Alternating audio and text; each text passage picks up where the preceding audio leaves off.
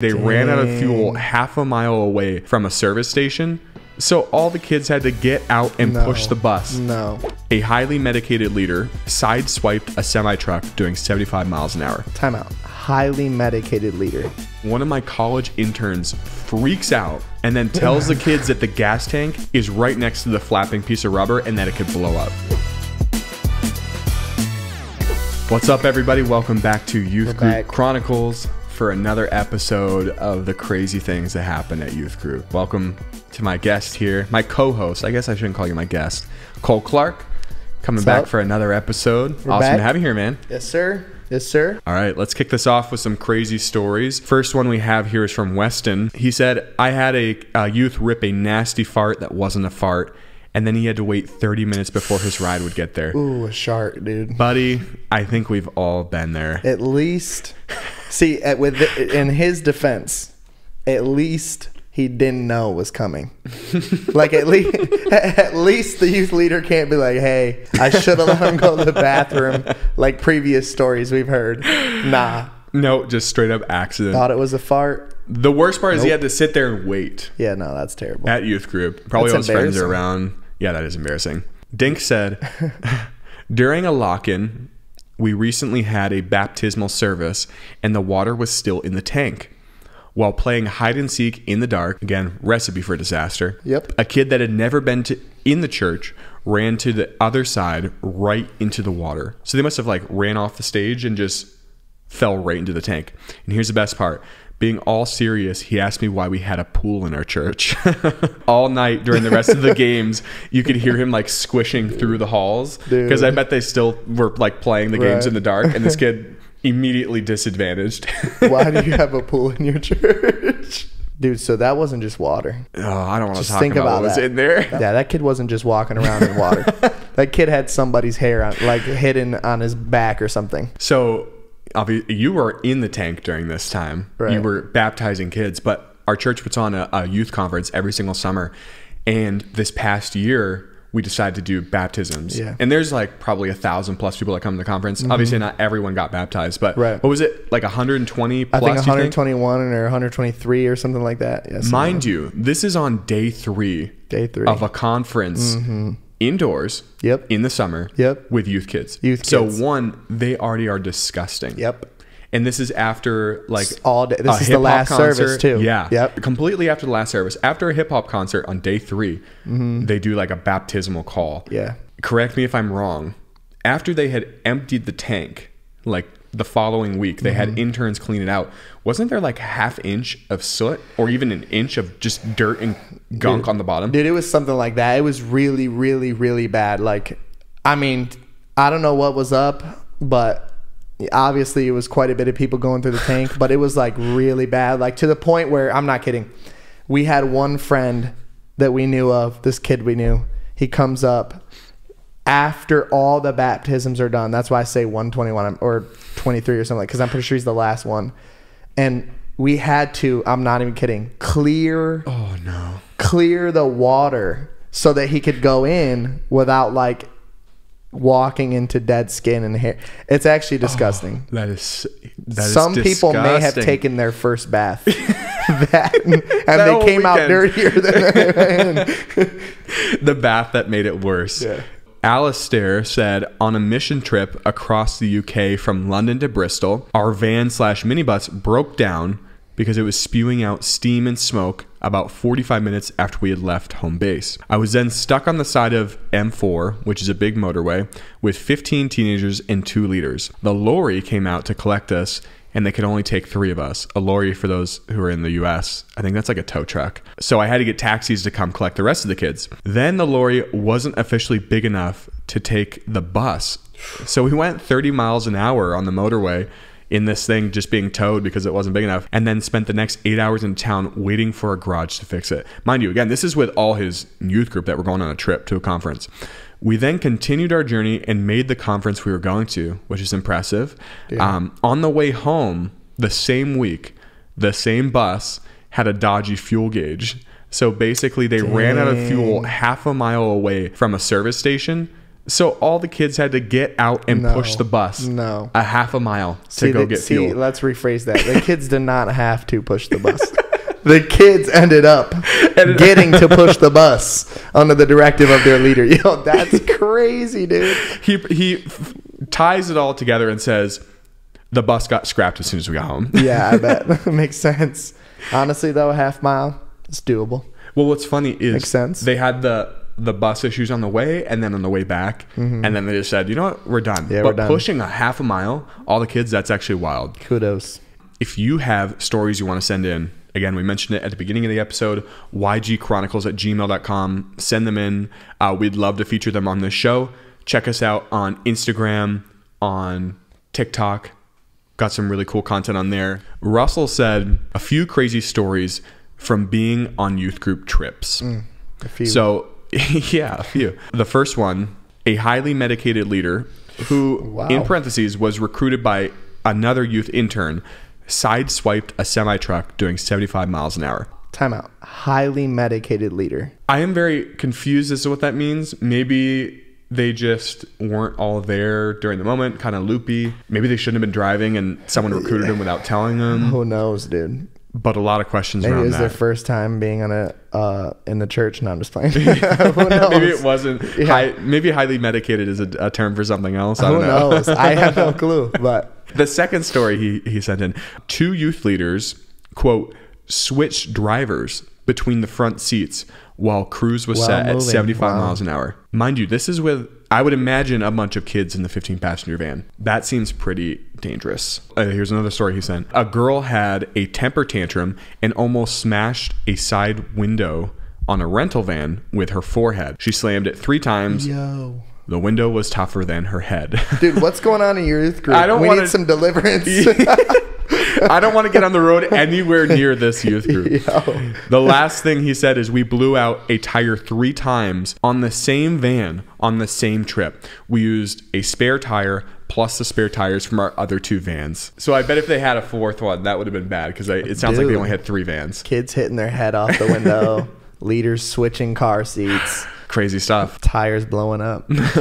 Andy said, our church bus caught fire in the McDonald's parking lot on the way to camp. It was an old bus that had a lot of issues. It is no longer on the road. Dang. Dude, we're having a lot of van ones this time. I know. It's a theme. Get your church van service before trips. Wendy says, I hit a deer this June in Michigan's Upper Peninsula. I slowed down enough that it was able to run away and hopefully survive another day. There was very mixed reactions from the youth in the van. One was almost in tears. Okay. The other said, we should go find it for the, quote, free venison. Minor damage to the van, fortunately. Dude, that kid definitely had a camo hat on. Yeah. He's like, oh, let's go get it right Roadkill? now. Roadkill? Kathy said, every time I take a church vehicle out of Minnesota, it either breaks down or gets a flat. One time the church bus got a flat tire in the middle of nowhere, Wisconsin. Our roadside assistance people told me to slowly drive down or continue driving on the blown tire until the next exit. Next thing you know, there's a hole in the bottom of the floor of the bus from a piece of the tire that had blown. So I guess it like whipped the floor and just busted a hole. At this point, the kids are all yelling that they can see the road. And one of my college interns freaks out and then tells the kids that the gas tank is right next to the flapping piece of rubber and that it could blow up. That's the last time I ever drove the bus out of Minnesota. Dude, through the floor too, though? Yeah, through the floor. So that was some could have hurt force. someone. That was yeah. So it blew through the floor. Through the floor. And then on top of that, the leader had to go off and say, "Oh my gosh, it's gonna explode the gas tank." And then all the kids go even. I would have been really mad. Dude, way to diffuse. Yeah, wait. Like literally. Way to diffuse the situation, dude. It's gonna blow up. We're all gonna die. Matt said, I had a hitch pin fail on the highway. I had to slow the trailer with the van. Easy peasy, except our removable hitch caused a fire on the side of rural I-40 in Arkansas. One student got out of the van and wanted to rip off his shirt to put out the fire, but I stopped him. I called 911, but they thought we were in Kansas City, in Kansas, which is where we live and where my cell number was from. And they sent fire crews to a random town in Kansas looking for a fire while we're just chilling on the side of the road, dude, in Arkansas. So a trailer hitch. It must be the electrical wiring. It says the pin popped, and then the trailer flew off. So it's scraping. It's scraping, and I bet that's what caused the fire. Caught something on fire. So I guess they slowed down, realized there's a fire, so they called 911. And the kid's first response, after the hero kid was, let me take off my clothes and put out the my shirt will put it out. Not only are you like trying to solve the situation, call 911, you have to like tell the kid, okay, no, buddy, like keep your clothes on, please. Keep your clothes on, dude. Your shirt. That kid was an athlete for sure. He was just like any excuse to take his shirt off. The girl he liked was in the van, guaranteed. He's like, I know what we need to do. Take my shirt off. All right. Robbie said, one of the pastors, while taking elementary kids to camp, thought it would be a good idea to pick up a random hitchhiker with all the kids in the van. And this was because he wanted to demonstrate love and whatnot. Wow. The random hitchhiker rode in the van with the kids for a while. That particular pastor was never asked to drive kids to camp again. Dang, what a ministry moment. A ministry moment. At least nothing bad happened. I don't know what was going through that pastor's head. I don't know either. I mean, like, maybe on your personal time. No, we're going to bring, with like 15 kids in the back, we're going to pick up the hitchhiker. Maybe this was like a long time ago. I'm hoping maybe when it wasn't 70. But then again, he was never asked to right, let's be real, it was probably like last year. Chris said, we were watching a Sunday school YouTube video, and when it finished, in front of all the kids, it said, hairy balls, not anymore with Manscaped.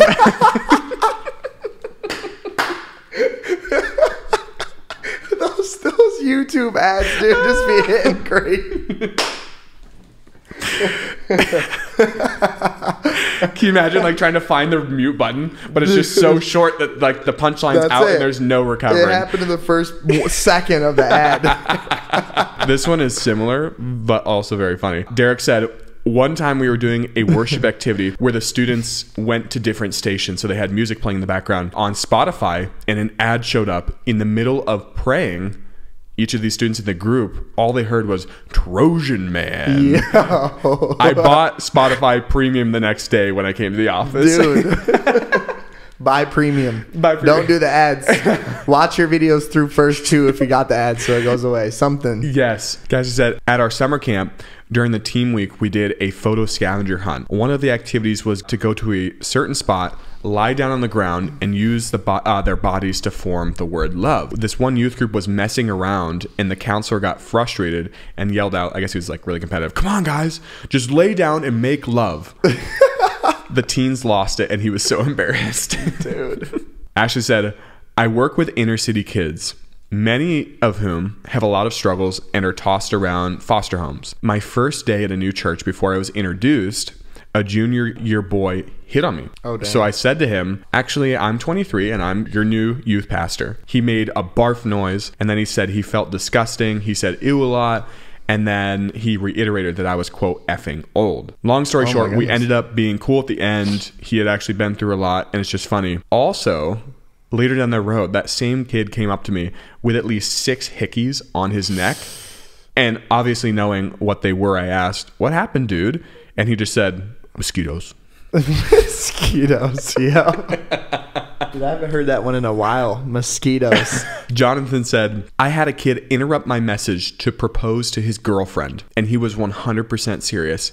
I have never felt more awkward in my life. The girl said yes, and I just went, well, okay, and picked back up in my sermon where I was going.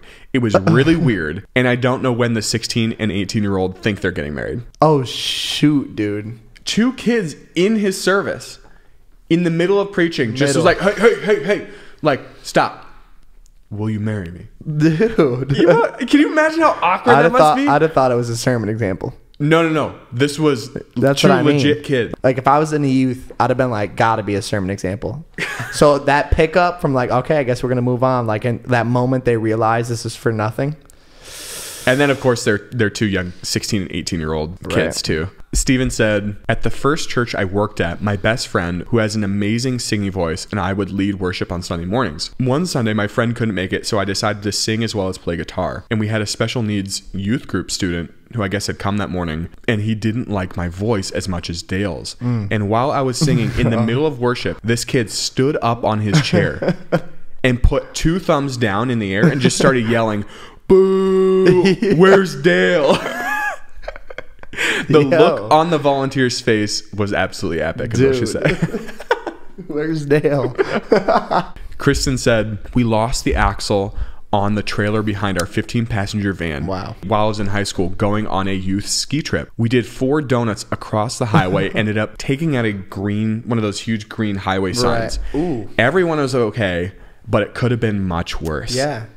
That's actually wild. They went on a ride of life. Yeah. How many spins was it? It was 4. 4 spins. 4 donuts across the highway. And then they smashed into a big sign. Yeah. All the kids, that would be crazy.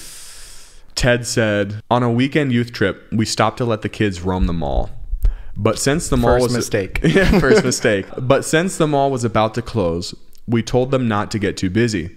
While all the adults were still eating, one of the kids got locked in GameStop because the employees didn't see him walk in. I mean, I guess it's not the worst place to be locked in. They pull down those giant things. This kid's just chained behind a locked barrier.